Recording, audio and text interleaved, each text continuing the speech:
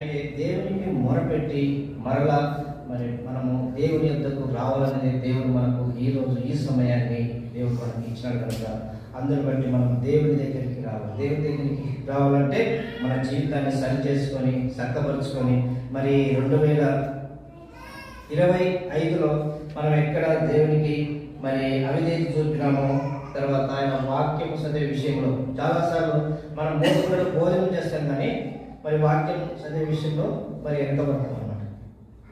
అంటే వాక్యం చదివే విషయంలో మన బలహీనతలు మనకు గుర్తొస్తాయి, మన సమయం మనకు గుర్తొస్తుంది, మన బిజీ షెడ్యూల్ మనకు గుర్తొస్తుంది. తినేటప్పుడు మనకు అలాంటి గుర్తురావు. ఎంత బిజీ ఉన్నా కానీ తింటా కావాలంటే తొందర తిను అని వెళ్ళిపోతారు.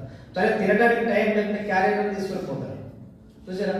అదే వాక్య విషయానికి వస్తే అలాంటి ఉద్దేశం, అలాంటి ఆశ మనలో కనపడిందా?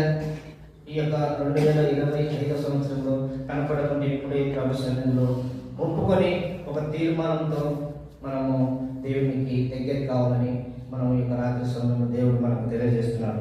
ఆ తర్వాత చూడండి, రెండోదిగా ఏమిటంటే మన ప్రార్థన జీవితం.